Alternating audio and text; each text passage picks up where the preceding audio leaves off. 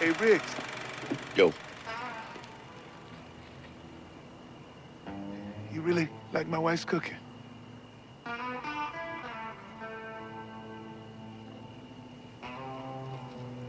No. See you tomorrow.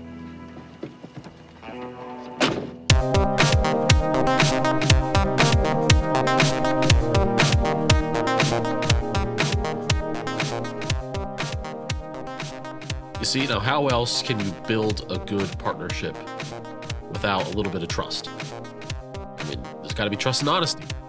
It's important.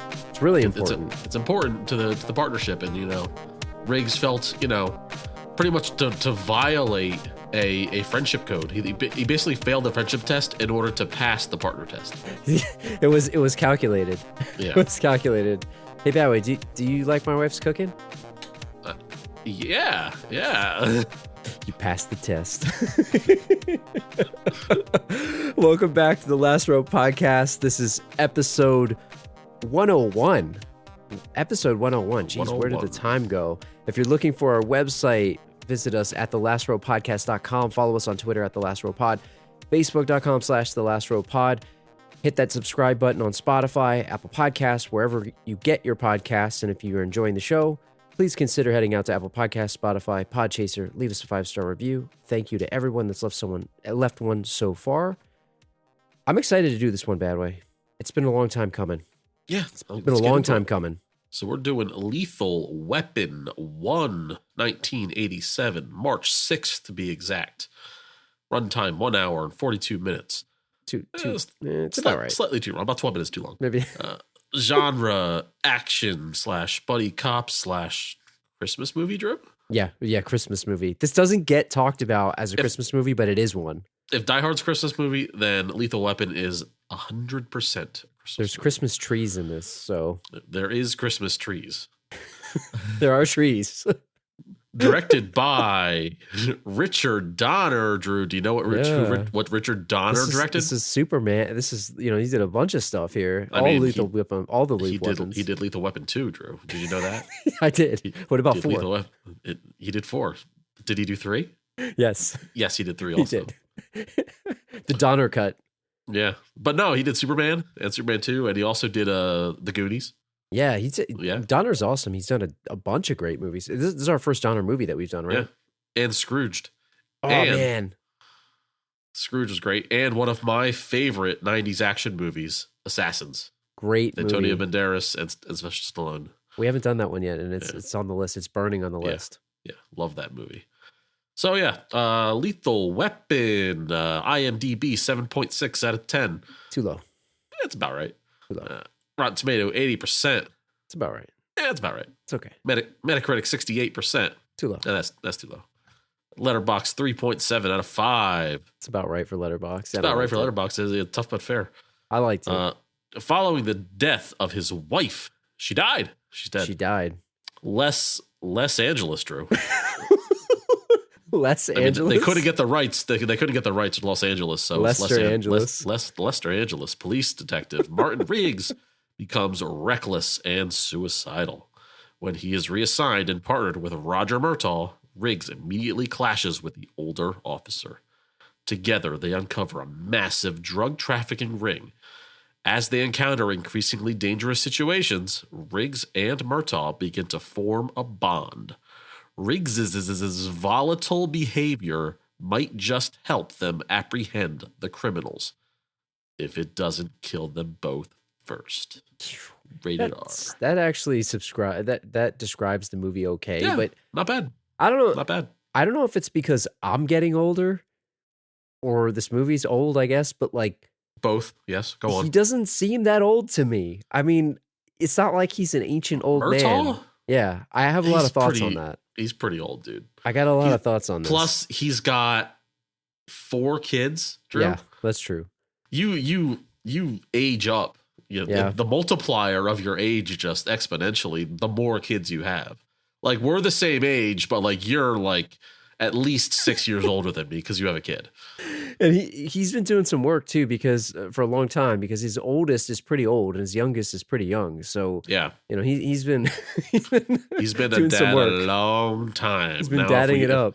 Yeah, he's been dadding it up. But if he's 50, but really, if we're doing the math, if he's 50 and his daughter's like 18, 17, he still had that kid after 30. So That's he had true. time to party in his So 20s. maybe one day I'll be too old for this shit. I don't know. Yeah, It's just you're borderline already too old for this. I shit, have but- thoughts on this. We'll come back to it. I got a lot of Yeah. thoughts on him being too old for this shit, but I got a lot of thoughts. So anyway, taglines here. If these two can learn to stand each other, the bad guys don't stand a chance. I like it. I don't like it. I like it. I don't like it. You murdered it. You I making don't it like murder. it. Making it hurt. All Making it right. hurt. Here's the worst one. Pity the bad guys. Yeah. Weak. Okay. That's weak. Too short. Just too Next. short. Too short. After 20 years on the force, police detective Roger Murtaugh has come face to face with the most dangerous killing machine in Los Angeles, his new partner. What is this? A plot I'm, synopsis again? Come I'm on. stealing your job over here. The Yeah, plot synopsis. Yeah, Like, it's too much. I stuck it in. If there's a comma in your in your tagline, then get over it. And there was multiple ellipsis there too. It's Yeah, like, come on now. yeah. So yeah, I snuck that in. I'm stealing your job here. Here's another. Here's another one. Two cops. Glover carries a weapon. Gibson is one. He's the only LA cop registered as a lethal weapon. Okay, all right. So if all that shit is on the top, Yeah. and then like it leads into like in like the movie The poster font? font of Lethal Weapon, I'm for it. It's fine. Yeah. It's fine. That's a good one. I like Yeah. that one. And then this one should have been on here. We're definitely going to get the parental advisory today, but it should have been he's too old for this shit. Yeah, That's what it should have been. It's after 10 o'clock, Drew. We can say Yeah. whatever the hell we Whatever want, the- all right?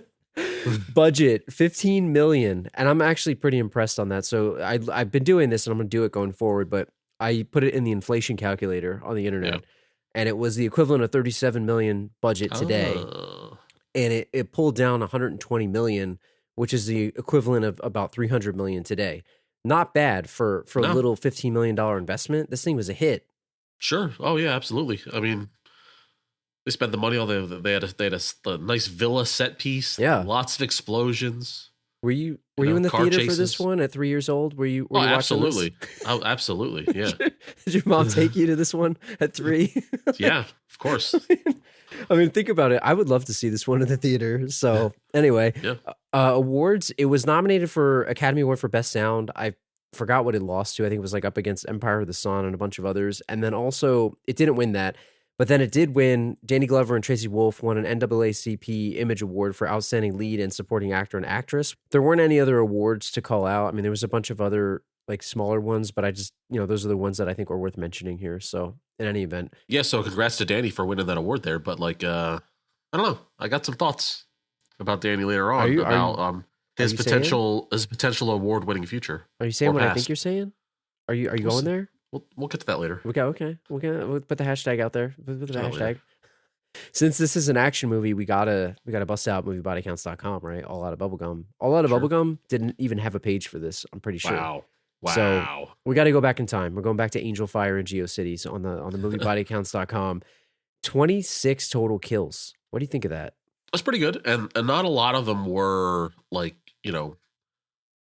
all in one shot type Yeah. things. Like Just it wasn't spread like out. 10 people died in an explosion kind of thing. It was, a lot of bullets ringing out in the air there, Drew. What do you think of the breakdown? I don't know. I think Riggs had a very healthy count there at 17. Murtaugh with 4. And really, I mean, we don't expect Murtaugh to have 4. He's like a one. He's like kill one and make it count kind of guy, right? Yeah. He's not going to do it unless it really means something. And is it really 3.5? Because who landed the killing blow Yeah. on Gary Busey at the end? Really, That's true. It was a who double. shot And first? they were both we need to go back and like do the slow motion replay to see Yeah. who pulled the trigger first. What about the shooting in the club? Like that was, I don't even see that on here. Where is that? It's just I don't know, but it was borderline reckless. I think of the good Yeah. guys who just start firing at potentially unarmed people. I guess maybe they saw a gun. He's got a gun. That whole thing. There's multiple he's got to get moments in here. I like the breakdown of this, by the way. Like the way that they write this. It says prostitute by suicide 1, gunman by Riggs. But like it goes down and it says like Bad guy by Murtaugh 1. Bad guy sniped by Riggs. Bad guys choked by Riggs. Bad guy's neck broken by Riggs. Like the way that they broke it down, I got to give them credit. I like it. That's good. That's good detail. It's really really detailed here, and I got to give them credit. Just the fact that sniped and shot are two different different categories. It's very clear and very important distinction. Did you like his eye and the sniper scope there? He's got the big eye, like he's like an eye doctor looking at you. I did. He's got the eye for it for sure. I mean, look, this movie. There's a lot of deaths in this movie. Let's talk about 80s action movies in general and the tropes of 80s action movies, because I said something to you before we started recording this that might be controversial, and I'm not trying to become a hot take artist on this show. I got some heat for the Batman Returns. I got some heat for the Billy Madison. Mm-hmm. I'm not going to go out there and say this isn't a good movie, because this is one of the greatest 80s action movies of all time. It sounds like you're about to bash the movie. I'm not. But having said all that. Having said all that. No. What I want to ask you is, and I'm going to put it on you, Mr. Badway. All right. How does this movie compare to the other 80s, sort of 80s and 90s action movies that we do, like the Steven Seagal movies? I'm not saying it's better or worse. I want to know what you think. Okay.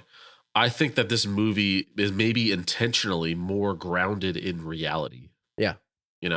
Not that I know what a real heroin deal looks like or anything like that, but it seems like it's less ridiculous than, say, a Seagal or a Stallone or a Schwarzenegger movie. Yeah. And even like a movie like Die Hard, which is in the same like ballpark as this, but this is very much more realistic, even to the point where we don't even have like fantastical bad guys. It's kind of just like, these are drug dealers and they mean business, and they aren't comically villainous. They're just out to do a job, that kind of thing. We barely have bad guys in this movie at all, really. Right. I mean, when you think about it. I mean, what makes an 80s action movie an 80s action movie to you? Are there things that you consider like staples that need to be in one of these things? Female boobs. Yeah. Especially if it's rated R. Male buttocks. Yeah. You have to have both. If you show one, do you have to show the other? Is it like a requirement? Yeah. If you don't, okay, so this is the Seagal rule, because Seagal doesn't show any skin skin in his ball. In his very heyday, his early days, he'll wear a tank top because he used to be cut, kind of, right? Never a six pack. We never see his Skull's stomach ever. Never. Not even a butt cheek. He might not even have a stomach and ass. We don't know. But if you don't show the bare butt of the main actor, Stallone will show his ass.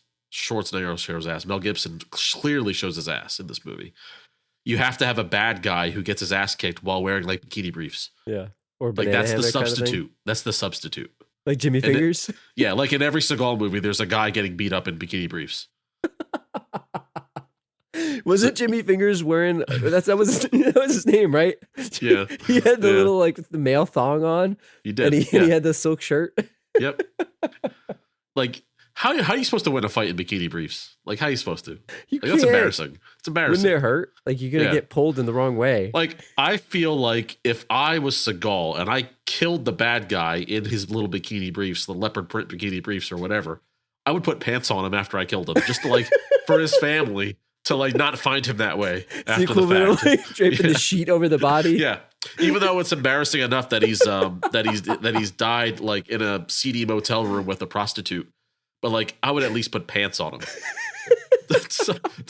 as to not, because you can't let him go out like that. Come on. You don't want him to the leopard print briefs. Like, come on, man. Jimmy Fingers didn't wear that. Yeah, come on. That's not the kind of guy he was. That's not the kind of guy we want him remembered for. Go on. You're right. There wasn't any bikini briefs in this that no. Bare ass there was, but I mean, I guess, and you're right. Like, but there was bare ass. That's what I'm saying. It's either true. one or the other. It's one or the other. And they showed the topless female with the peeking out where they, and in movies these days, they wouldn't even do it because you don't need to. They don't need to. No, you don't. Could this have been rated PG-13 in modern day if they didn't show that? I mean, I guess they drop a bunch of F-bombs, but it wasn't that violent, was it? Even the F-bombs weren't totally necessary or flagrant, really. It wasn't. So, yeah. And it could have been PG-13. Sure. They definitely showed that multiple times. And even you pointed it out. Like even when the girl fell, if you're gonna show a boob, you got to get the most out of it. So they even showed her like half naked, even when she was dead, not pancaked. And another thing about PG-13, like as much death, there was no gore. We talk about that in Terminator as well. There was not a lot of gore in this movie. The bullet holes weren't like flagrant shot, kill, guy down, that kind of thing. But no, as far as the 80s action movies goes, I mean, we gotta have our gunfights. Yeah. We gotta have our car chases. True. We got both of those in this. We got our mullets, we got our mustaches, and our saxophone interludes. Dude, the saxophone, I know that it started in this movie, and Lethal Weapon 2 through 4 subsequently, like, it almost becomes like a meme throughout those movies. Like, it's over the top, but it was used perfectly in this. And I love the saxophone in I guess you see it in like a Law and Order, like these procedural like cop shows. It's a complete staple of the genre, I feel. Oh yeah, for sure. I mentioned earlier, I don't really want to be a hot take artist, and I'm going to say something, and you said maybe I was going to be putting myself out there again. And it's not that this isn't a good movie, but when I think about this as a movie, it's a great movie. It's a very, very good movie. It's an award-winning movie. It's a film. Yes, it's a film. It's cinema, as Martin Scorsese would say, right? It's a film and a cinema. But when I think about these Steven Seagal movies, when I think about them, of course, bring it back to Skull. They're not good. They're not good, but they're damn fun. Yeah. And this movie was just a good movie. Like, I was on for the ride, and I loved it. So let me ask you this. But it needed over the top stuff, and it didn't have it. Let me ask you this, and this is a serious question that I need you to answer me. Yes. So Lethal Weapon is both a very good movie / great movie and a fun movie. Yes. The Seagal movies are, well, up to a certain point, are really fun movies and bad movies. Yes. How does that make them better? Is it just because all the rules are out the window and it's just, ridiculousness against the wall? Is that what makes them better than a good movie? A good bad movie is better than a good movie? I don't know that it's better, but sometimes they can be more fun because they're so fun. Bad. Yeah, sure, enjoyable. Like, think about Screwface versus the General.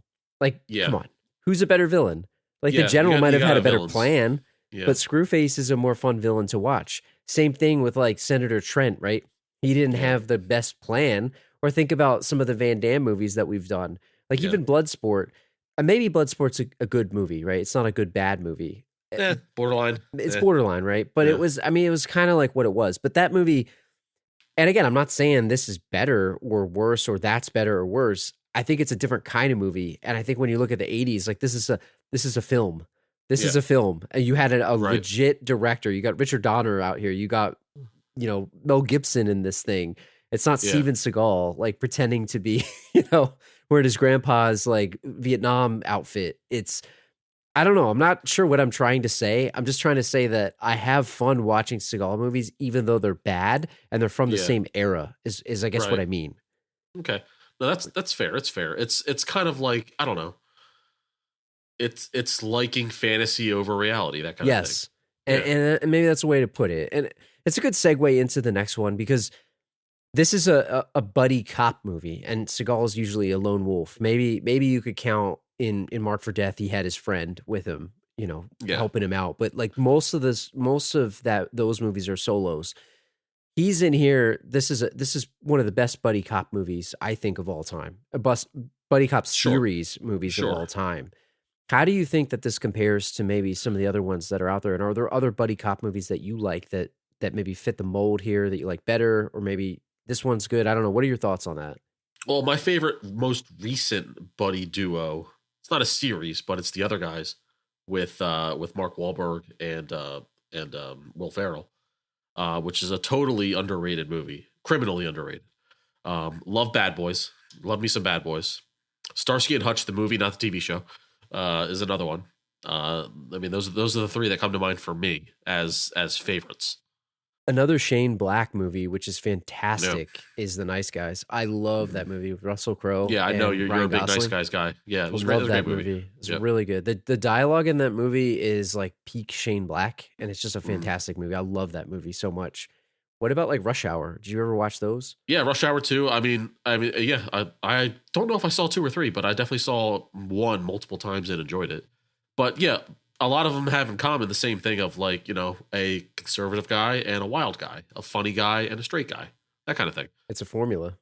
Yeah, it's kind of the formula. We were talking pre-show, and you made a great point about how Bad Boys is almost like this movie. It's like It's the same kind of movie, the same kind of buddy cop movie where Martin Lawrence is Murtaugh, even though he's younger. You know, in real life age, he plays like a 50-year-old man. And Will Smith, while he's not suicidal and depressed, he's, you know, he really throws all caution to the wind. He's a wild man. And will do whatever it takes, and pisses off the straight-laced partner with his wildness. What makes a good buddy cop duo? Because you named a couple things there. Like, what are the elements of the straight cop versus maybe the crazy cop? Like, you named a couple things. Well, it has to be. That's it. That's really it. It has to be good cop, bad cop, and there has to be a comedy element to it. And you can't have 2 crazy guys going at each other, and you can't have 2 straight-laced guys going at each other. It won't work. So, yeah. It's kind of like this show, man. You know, it's like you're the guy that drives, and I'm the idiot, and it works. You know, we blend together. So, am I the suicidal one? Like, I don't know. I don't know. Are you Riggs or are you Murtaugh? I think I'm Joe Pesci. I'm Joe Pesci. That's who I am. He's not in this movie, unfortunately, but I'm Joe Pesci. That's me. I'm definitely a Murtaugh just because I talk to myself all the time. You know, I mumble to myself constantly. I'm like, he's my guy, man. So let's get into this movie a little bit. And since this is the first time we've had Mel Gibson on the show, the triumphant return of Danny Glover. Obviously, we talked about him in a Angels in the Outfield when he was also too old for this shit as a baseball manager. Very washed up baseball manager. Yeah. What do you think of Mel Gibson and his career? Like, how do you rate him as a director? Maybe what are some of your favorite movies of him? I don't know, just at a high level. Oh, well, the one and only come to me is Braveheart, for sure. Critical beautifully acclaim. Acted, beautifully directed. Have you ever seen it? I've seen bits and pieces and many, many parts, but I know this is blasphemy on the show. I've not actually seen it all the way through. I've seen it a bunch of different times, but I wasn't sure if it was a you movie or not, but yeah, it's totally fantastic. Totally up my alley, even though I'm surprised, by the way. Yeah, you wouldn't expect it. I'm surprised because this is olden times. Because it's like olden times. It's borderline medieval. There's no electricity. Yeah. There's no electricity. There's no their weapons are battle axes. There's no chainmail spaceships involved. I don't like chainmail, Drew. Don't give me any chainmail. But it's olden times, so like I'm surprised. Yeah. You know, there's no modern technology. It's borderline. It's like it's just on the precipice of a new generation of olden times. It's like medieval, and it's totally arbitrary that I draw the line at a certain point, and that's like this side of this line. I don't want to paint you in a box, but I'm a little surprised. That's all I'll say. I'm just a little surprised. Don't put me in space, and don't put me in the past. There's this hot ground of like, you know, the 1500s, through like 2099. I'll say. Don't give me 2100. Don't give me 2100. Give me 2099 or below. No, but yeah, Braveheart for sure. Freaking Maverick, great movie. As an actor, let me tell you, Ransom. That's Ransom. That's a fantastic movie. I mean, this says it all, man. I want to do kidnapped. Let's get the kid back. I also want to do wife's killed. Let's get payback, Drew. I want to do Fat Man on this show at some point too. Yeah, that's another one that intrigues me. But no, he's got a good career. I mean, like you look at some of these movies, they're really good. I don't know his best movie, Drew. Signs. No, my sneaky favorite M. Night Shyamalan movie, Signs. I don't know about that movie. I don't know movies, man. You're not a movie guy, so it's fine. You just don't get movies. I'm not a fan. Signs is great. Signs is great. I am not a huge fan. Water killing the aliens be damned. Signs is great.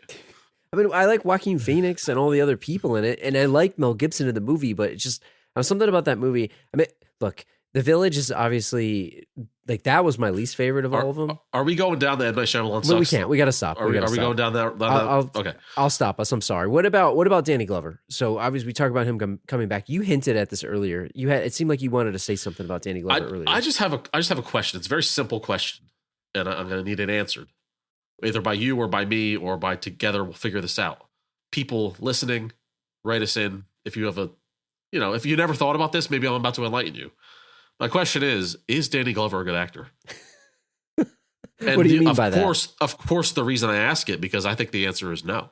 Why? Give me a Like, reason. overall, and I don't think he's bad in this movie. He's very good in this movie. He fits the movie.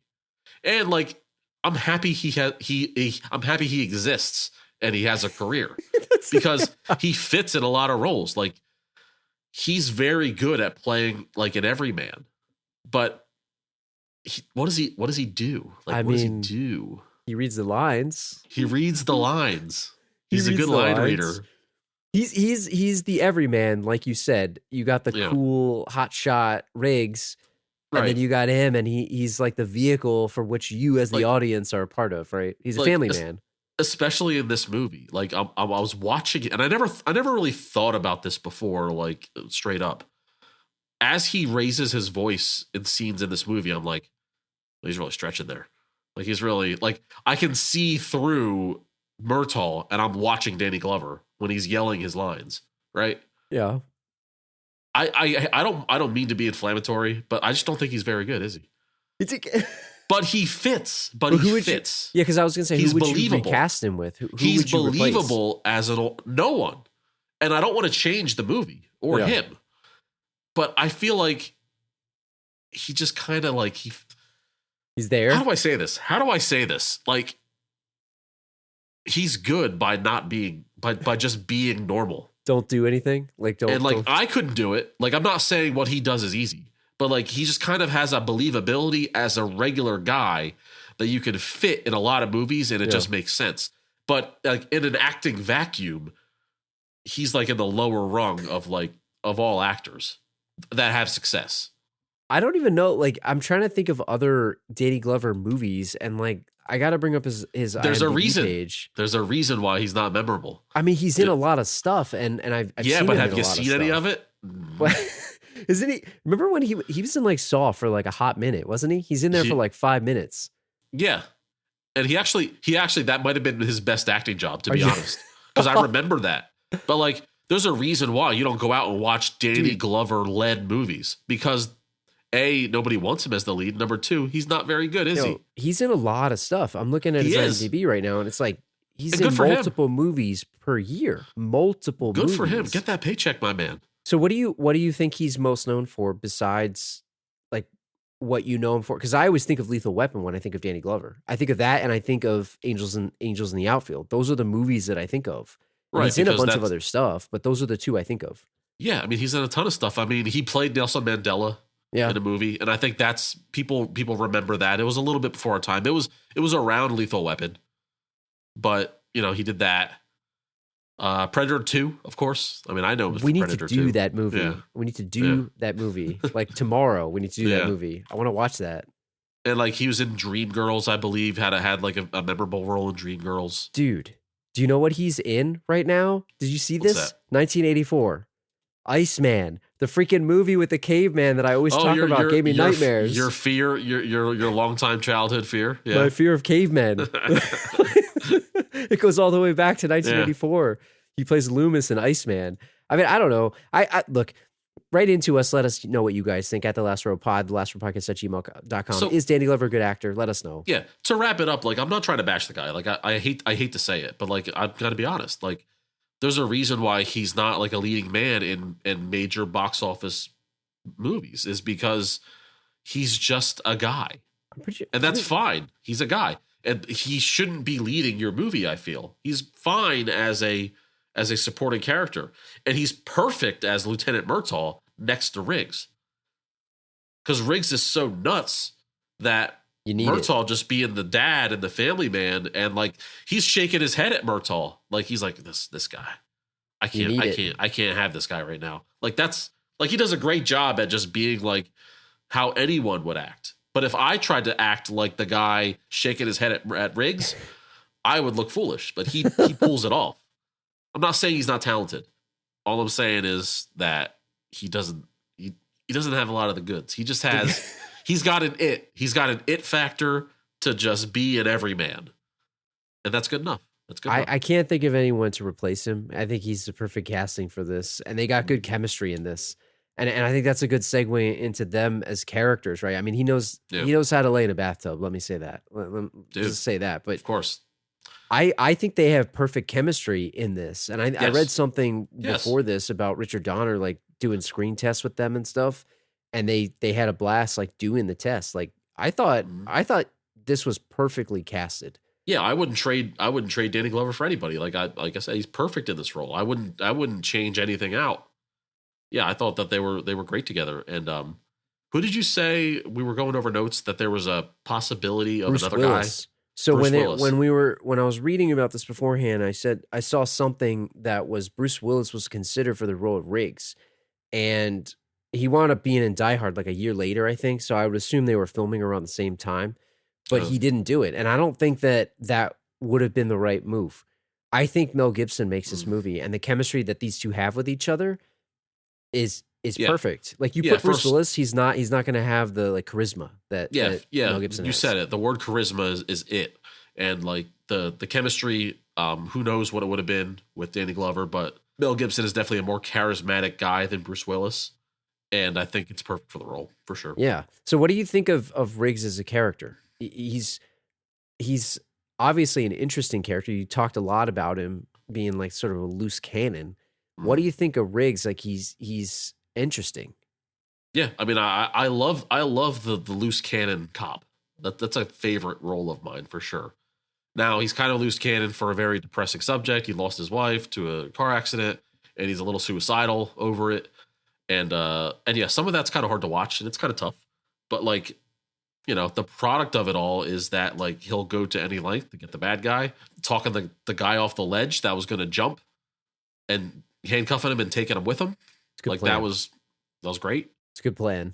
Yeah, total plan. I love the character. Very well written. A little dangerous for the police captain to be calling this bluff about him being suicidal with a death wish, right? Where they sent him right back out with a gun, waving his badge around. And not only that, Danny Glover then allows him to try to talk this man off of a ledge, a suicidal man by a suicidal man. Can we talk about the captain for a second? Yes. So in the first bust of the movie, we see him busting the coke deal in the Christmas tree lot, right? Where Riggs ends up getting held hostage by the gunman, and Riggs is just telling him, shoot him. No, shoot me. Come on, buddy. Like he's daring the guy to shoot him. Now, you're that captain. You know the guy's history. Add to the fact that he just tried to get himself killed by the bad guy again, and then he sent him right back out. And like you said, not only sent him back out, but sent him back out to talk a suicidal guy off a ledge. What's up with this captain? And he thought he was faking it. He called out the psychiatrist the police psychiatrist, like we were talking about from Basic Instinct. She's saying basically you mentioned it before we did this whole thing. She's got the exposition of the movie basically describing the whole archetype of the crazy loose cannon guy. And he's sitting here thinking he's looking to get a payout so he can retire with the 1980s, Drew. It was when there was no such thing as mental illness. Can't talk about it. And suicide was looked at as a weakness and not a mental health issue. It was the 80s. So of course he's faking it. Of course he's faking it. And I don't know. This movie, I want to talk more about it at the end, but this movie could have used a little bit more. I'm not going to tell Richard Donner how to direct a film or Shane Black how to write a movie. Oh, please go on. But this movie could have used a little bit more of that captain, like with the steam coming out of his ears. Yeah. Like, I'm not going to say that Last Action Hero was a better movie because it wasn't, but they clearly had the trope down. Best captain of all time. The guy's yelling. Yeah. Let me ask you about, before we move on from Mel Gibson, like, so we see that he lives in a trailer, and like, I know that living in trailers is like looked down on and like in a lot of aspects. Like, I wonder, like, I feel like I could be built for trailer life, right? Dude, I'll tell you, like, what about these shows, the tiny homes? Like, it's just I love watching those shows. It's a hipster version of a trailer park, and people dump all over trailer park, but it's like, it's economical living. Like, I could live in there. It's you got enough space that you need. That's it. Yeah, it's very minimalistic, and you don't have to clean up a whole lot. Exactly. I'm a big fan of not having to clean as much space. The only thing I can't get behind is the bathroom situation. I just, with the way you have to like take out septic the trash, so to speak. Like you can't miss trash. You can't miss trash day, Drew. Man, as we talk about trash day, you can't miss it. The commando guy would be going nuts. You take a lot of dumps in a week, you can't miss trash day. But how many dumps can you take before it fills up? Like how, that's what I don't understand. I mean, I would cycle my, I would cycle my body to exclusively take dumps at work. You got to get the septic company to come out there. No, I mean, I think the shipping container homes are like the new hipster trailers. It's just they want to put a different coat of paint on it. Like those people are gonna turn their nose down or nose up. I guess is that the phrase? Turn their nose up and look down on you. Can you do both at the same time? Oh yeah, you can. Oh yes, you can. Can you do both at the same time physically? But they are, right, and they're just hipsters living in a trailer. Well, those people that buy freaking shipping containers and turn them into the modern, luxury homes, they're still costing quarter of a mil exactly. And versus the trailer home, which is rented land and substandard material, but as far as like a space consideration goes, sure, I could do it. Totally. What about van life, man? I something appealing about that too. It's a little too small for me, but I like the idea. Van life's a little different. I can't hook up a TV and an Xbox to my van without Exhibit. Yeah, I was just gonna say you need. Sorry, I need Exhibit. You need X. Help me out on that. Oh my God! Yeah, we're on the same page there. Yeah. What about Murtaugh and Danny Glover? So we talk about Danny Glover as an actor. He's clearly too old for this shit. So. Yeah, but is he actually too old for this shit? He's not. He's not. Well, I think like you can retire after 30 years on the force. So he would have started at 20, I guess. If he would have started at 20, like he's not talking retirement yet. Like he's just tough talking. I'm too old for this shit. But he might have been saying this, like we talk about comparing him to Martin Lawrence from Bad Boys. It's like Martin's like in his mid 30s. He's our age in Bad Boys, and he's talking about being too old, right? I mean, but I guess Murtaugh might be 5 years away from retirement. So that's true. He's getting there. Martin's saying it like he's too old because he's tired of it. But like Danny Glover is sitting here like, I need a backiotomy. Like his back's all messed up. He's Murtaugh. old. He's got a hard family life, like a loving family life, but he's got 4 kids of all different ages. Like we said, his poor wife, she's not very good in the kitchen. Let's face facts here. Guy can't take a decent bath without being interrupted. He's tired in general from life. So when he goes out on the streets as a cop, he's too old for anything. Yeah. He's not getting the right sleep. Can't sleep. He can't even rest. Is 50 like 80 in cop years? Like think about it. If you're on the force for 30 years, that's a stressful job. Well, if I aged you up 5 years for having a kid, imagine having 4 plus having the chance to get shot at every day at your job. Yeah. Yeah. Oh yeah.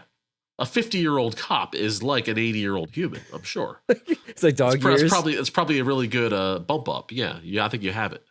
I don't know, but I just don't think like he looked like you saw him in the bathtub. He had washboard abs. He looked like he was in shape. He got shot in the arm and he was still running around doing nothing. He just drapes a coat over his arm. Like he seemed fine. What'd you think of his family interrupting him in his bath? Because I put in my notes, I was like, let this man have a bath.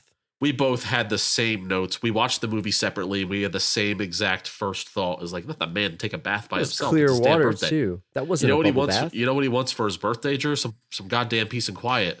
Not his whole family barging in on him while he's buck naked sitting in the tub. In the clear water. Yeah. He's got his kids. It's inappropriate. His kids walking in on the water is not dark. It's clear water, Drew. Yeah. You didn't put the soap. He didn't have the suds like the bubble bath. Yeah, it's not a bubble bath. Like the penis is exposed, Drew. Well, let me ask you this: why didn't he lock the damn door, or do they have a key? It's his damn house, Drew. It's like it's Dad's shower time. Stay out. Stay out. Dad's got to go to work. When's the last time you took a bath? Did you take a bath? Yeah, I took a bath when I was like really sick a couple of years ago. Was it to make yourself feel better? Just because I didn't know what else to do with my body. Like I couldn't sleep. It was like 4 a.m, and I was like, I'm going to run a bath. Maybe that'll make me feel better. Is this like the girl who shaves her legs and cabin fever? That's all she knows? But it's not all I do. I was trying something different. I tried everything I knew. He's taking a bath. Like, if you don't know this joke, this is Cabin Fever, a little known movie by Eli Roth. There's a girl who's basically her leg is like necrotic, like falling off. And we were watching this movie with some friends, and Badway, she starts shaving her leg and her skin's off. And Badway's like, everyone's like disgusted, like, why is she shaving her leg? He's like, it's all she knows. It's all she knows. It's She's comforting, right? She's trying to look pretty. Is that the equivalent of your bath? So it wasn't. No, it was the opposite of that. It's not. It's something different. It's something I didn't know. Did it make you feel better? No, not at all. But I'm in the camp of not wanting to lie in my own filth, my own dirty water. You know, it's like a soup of yourself, basically. You know, it's a good way to put it. Some people take a bath to relax. I guess it's not for the cleanliness; it's more to relax. It's like you gotta have the candles and the glass of wine and all that stuff. Do you set that up? I mean, did you set that up while you were sick? Who's got time for that? No, my bathroom's not I've taken a bath a couple times, right? And like, I get bored. Like, I'm in there for 5 minutes. You gotta have a partner in there. It takes too long to run the water. You know what I mean? You need a friend in there. Let me ask you this: Is your tub fit for 2 people? 1.5 is what I'll say. Okay, put it that way. It's not big enough, and honestly, like, it's not relaxing enough. Like, I'm bored. It takes 25 minutes to run the water. I could have taken a shower. I'd be done. Bye. Yeah. See ya. It's like, you can bring your Switch in the tub with you, and you put it in a Ziploc bag. And you're playing it in a Ziploc bag. It's like the guy from the Truman Show that just lives in his bathtub. He lives in his bathtub. Get a little TV and watch your favorite TV show. So I don't know. Yeah, but baths are ridiculous, and it's a shower all day. So, are you Riggs or Murtaugh? Let's close this part out. Are you Riggs or Murtaugh? Like I said before, I'm definitely Murtaugh just because I mutter to myself constantly. What else makes you him? Not specifically, I'm too old for this shit, but more of like I narrate to myself things that I can't believe are happening right now, whether it be like traffic or at work or just watching TV. So I never heard you do that when we lived together. Like, I don't remember you doing this. Is this a new thing? It's an alone thing. I'm aware of it, so I try to not do it. If I know other people are listening, to not be thought of as a crazy person. So I'm self-aware. I'm self-aware, and just because I'm not, I'm not a risk taker. I'm not a wild man, so that I can't be a Riggs. Yeah, you're definitely a Murtaugh, if not a Joe Pesci, like you said. I'm Joe Pesci, probably. I'm definitely not a Riggs. I'm way too conservative. I can't. Yeah, take you're risks, Murtaugh. man. You're risk averse, and you have a family. I can't take the risks, man. I can't take the risks. So, you know who can take the risks? Who's that? The General, Gary Busey. And I'll be honest with you, there's nothing to villain scale here, but we got to do it. So. And it's just like there's nothing to villain scale. Like, we're not gonna recap the gunfights and all that because, like, what's the point? It's just a good movie. I mean, go watch the movie if you want to learn about the gunfights because it's fun. It's enjoyable. I do want to ask you about this though, because I mean, I think maybe it's just a way to do it because I think we're going to get a real weak scale. We should try this. I don't know whether we should put the General through, who, by the way, the actor who passed away, I think like a week or 2 ago, R.I.P. Rest in peace.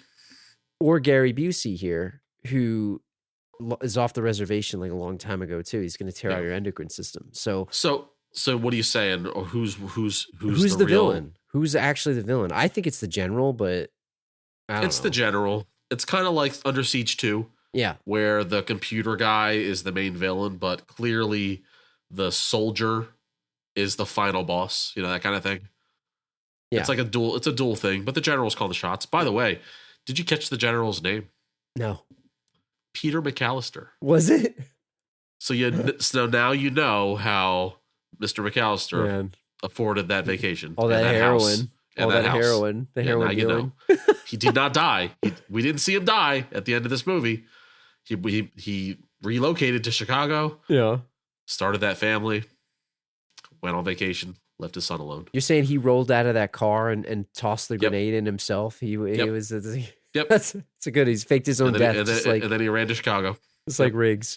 Yep. Let's do it. So, this will take a couple minutes here, but if you're new to the show, we got the villain scale. We have a bunch of categories: look, style, hideout, layer, plan, henchman, 1 to 5 here. Let's just do it. What do you think of this General? And maybe we can collectively talk about these guys, but this guy didn't really have a style. What's his rating? Just wearing a suit. He's got a gray Lego hair. It's got to be a 1, right? It's a 1. Yeah, there's nothing to say. There's nothing else there. No. I mean, it barely even show him. He probably has 5 minutes of screen time. Yeah. What about his hideout and his lair? Because I think this could be a little interesting. This is the only spot where I think he can gain some points because he has a club, right? It's like a seedy club too. It's a seedy club, and when we met him, they were trying out a very crappy hair metal band. Yeah.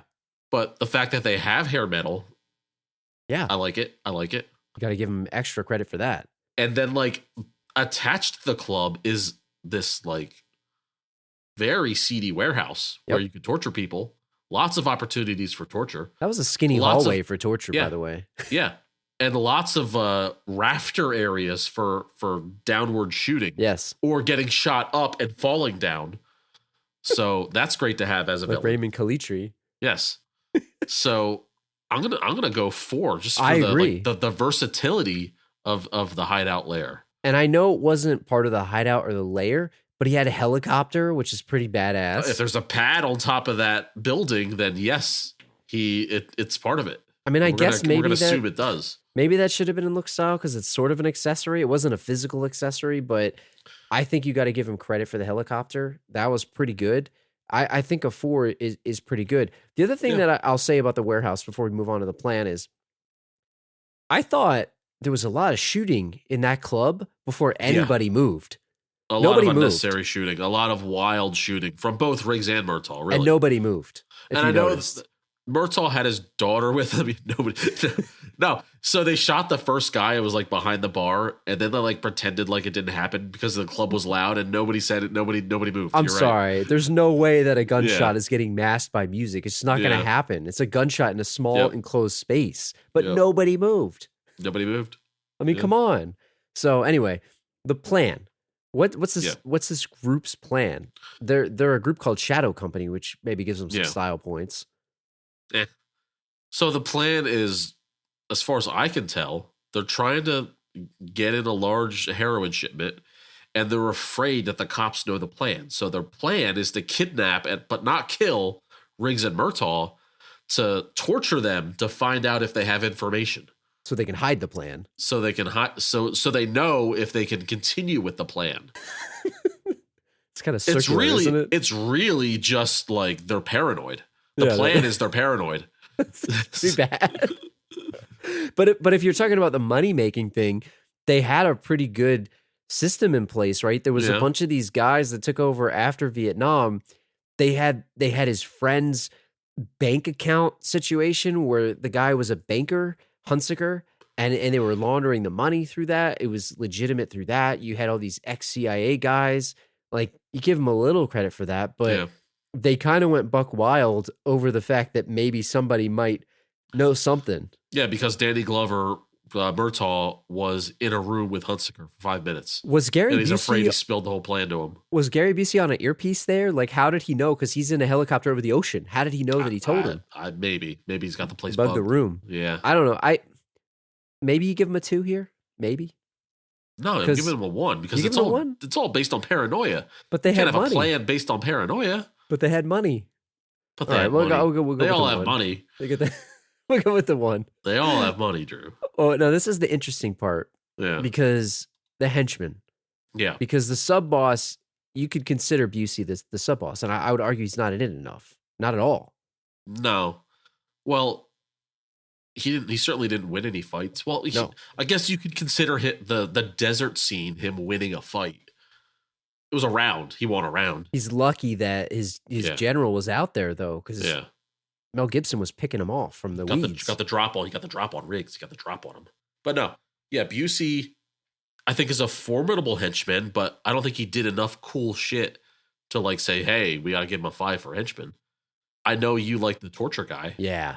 Right? That guy. Who, Mel Gibson, if you remember, Mel Gibson dropped a racial slur on him when he first saw him. He did. But there is some history to that because Mel Gibson is a Vietnam veteran.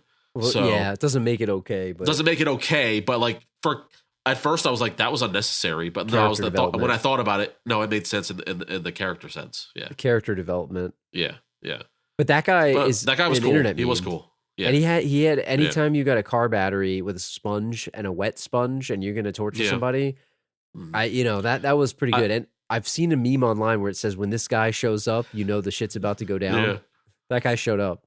I'm a fan, and I know that like it made sense for the electricity aspect of it. Yeah. But I'm a fan of like if you're gonna like torture a guy, you get him soaking wet first. Yeah. We had I the don't know. pipe over his head that was just drenching. Yeah. And I'm not even talking about waterboarding or anything like that. I'm just in general, like you got to wet the guy down. Yeah. Make him uncomfortable. Wet his pants.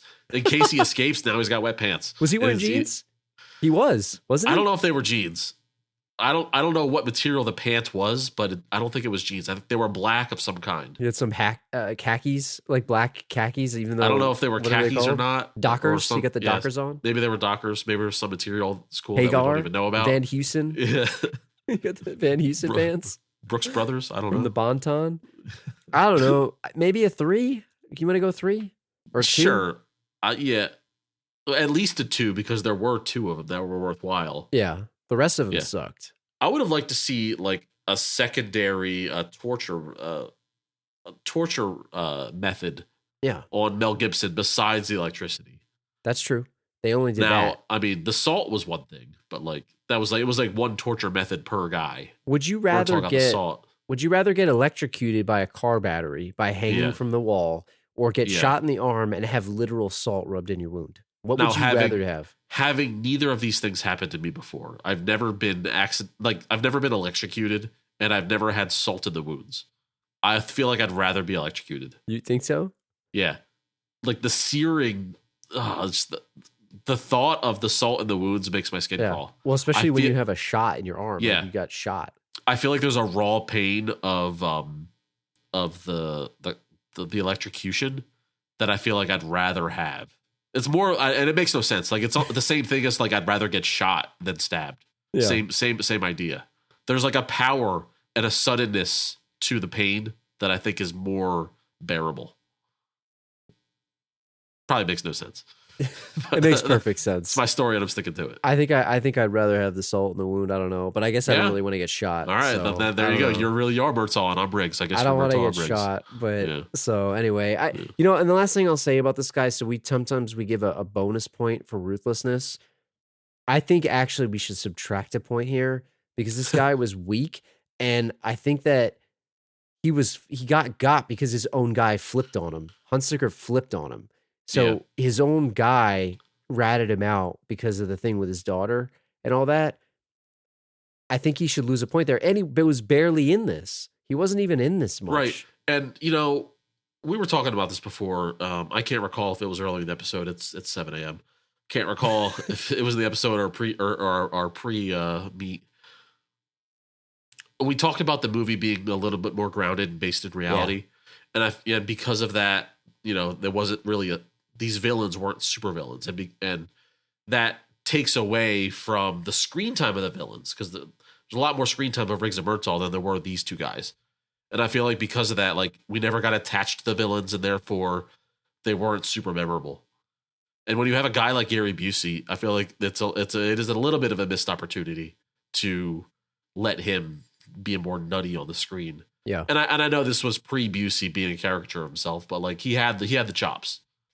But I wouldn't change the movie. The movie's still great the way it was. It's just the fact that you're not getting master villainy in this type of movie. Yeah. And I saw, and that's what when I compared it to the Seagal movies, that's what you would get. You would have a guy that's going to get like a 15 out of 20 on the villain scale. And as it stands right now, without subtracting the point, this guy gets a 1 for look and style, 4 for hideout and layer, 1 for plan, and 3 for henchman. And that gives him a 9 out of 20, right? So not very good. And we could subtract a point here. We could. Single digits is not great. And they're just damn lucky they had that club. So exactly. That's what pushed him over. So speaking of Gary Busey, before we get out of here, the piece about Gary Busey that's interesting, and I want to talk about this final fight maybe for sort of wrap the show up here. Sure. I saw Busey credited this as sort of revitalizing his career. He said he like lost a bunch of weight, I guess, and he got cast in this movie and he was really excited about it because I guess at that point his career was not in a great place. And he said this revitalized it. I agree with you wholeheartedly. Like he wasn't in this enough. And I think he could have really acted the hell out of this thing had he gotten more screen time. And it's like, that's my only criticism of this movie. And there really isn't much to criticize because I think it's a great movie. It's written well, it's directed well, it's acted well. I mean, it's got all of the great pieces of an 80s action movie. But I think damn near perfect.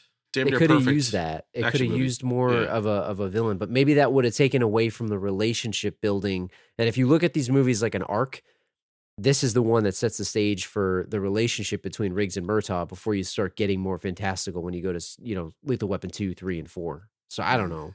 What do you think of this ending fight? I liked it. It's kind of funny where it's like, you talk about realism.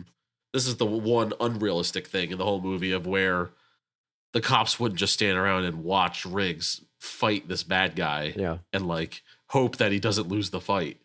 It's like, how deflating would that have been if like Riggs would have lost the fight and then they just put the cuffs and like 50 cops just conveyed and arrested him, and then Murtaugh's there knocked out. Like that's what it would have been, right? Because there's no way he's gonna. They're not gonna let him. Oh, he won, so we let him go. Like he's not fighting for his freedom there. He's just fighting. Yeah, but like it would have been like this guy killed 2 cops, and then he also beat up our toughest cop. Yeah, but then like 50 of us put the cuffs on him. Like that's a little like you can't have that. You can't have that. So it's better off not having the fight than having the fight and losing it. Yeah, the only thing that could be is you could be embarrassed. You can only be embarrassed. Yeah, I mean.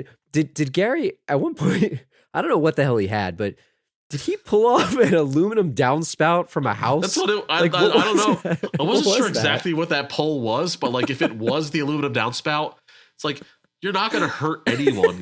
He was swinging it so easily, it seemed weightless, right? It's like could he impale him with it? I guess or cut him. I equate it to when like if you watch wrestling and they have like the hardcore match and they bust out the garbage can. Yeah. That trash can is so light and aluminum. It's like, or like the cookie sheet. Like they bust out the cookie sheet and it's like the foldable, like, $2 one you get at the supermarket. You're not hurting anybody with that. That's what that guy was swinging around. Oh my God. I don't know. And the other thing is like the whole fight itself, I read something too, like they cut a bunch of time. Like, I think it kind of went on a little too long. I'm not one to say that, but I think it went on a little too long. I don't know what the hell they were doing. Like with the first half of that fight, it was, you couldn't see anything. It was like Transformers, the Michael Bay Transformers out there where it's like, shaky cam? You couldn't see who was fighting, who was hitting who. Yeah. It was just cut after cut after cut and you couldn't see shit. I saw they cut a bunch of it on purpose because it was too long and they said there was a bunch of continuity errors in there, but it ended with the ultimate he's got a gun moment. I mean, like they were trying to let him go, all as a result of you had Mel Gibson snapping everybody's neck the whole movie. Yep. He's like the most ruthless killer. And then what does he say? He's not worth it. He's not worth it. Was he worth it? He was the most worth it. He was the most worth it kill in priceless. the whole movie. The guy, like, let alone his previous crimes up to that point in the movie, he just in cold blood shot 2 cops in the face to like break into the home because the cops were on watch. So that guy, he was the most worth it kill. No one would have said shit had he broke his neck. He's riding around his Oldsmobile shooting out the window. Yeah. He was absolutely the most worth it. You're right. Yeah. If they're going to let him fight, right. then you might as well let him kill. Like now Riggs is going to grow conscious and let the guy go to jail where he'll probably get a good lawyer and probably get off somehow. Yeah. I'll say this movie could use more Busey, man. That's what I want to say. That's the only thing. It's the only thing. That's what I want to leave it to. And I think, was there anything else that it lacked? I mean, we talked about the lack of the yelling captain. We talked about maybe having a more prominent villain. Like anything else that should have been in this? No, because if you do that, then you're changing the movie, and the movie is something different. And I think this movie wanted to be different than those other more fantastical, more now we would say dated action movies of the 80s. And this is the type of thing where if this movie were released today, you take away modern technologies, it would fit. Like it would be a great movie today as it would be back in 87. There's a timelessness to it. The one last thing that I forgot to say earlier that I want to bring up is like we talk about Danny Glover sitting here saying I'm too old for this shit.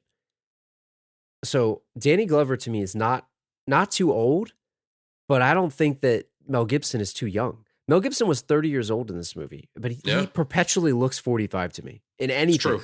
Like he even perpetually looks 45. Today he might be fit, even though he's probably 70. He looks 50 today. I don't know why he looks 45 to me, but like he's supposed to be 30 years old. That's why I was like creeped out when his daughter was like all into him. I'm like, this is weird, man. I didn't like it. Well, I didn't he's like that still part. at least 13, 14 years older than his daughter. Exactly. So I didn't get that part. I didn't like it. But anyway. and like he didn't have true feelings. He was just he's pushing his buttons. Push his buttons.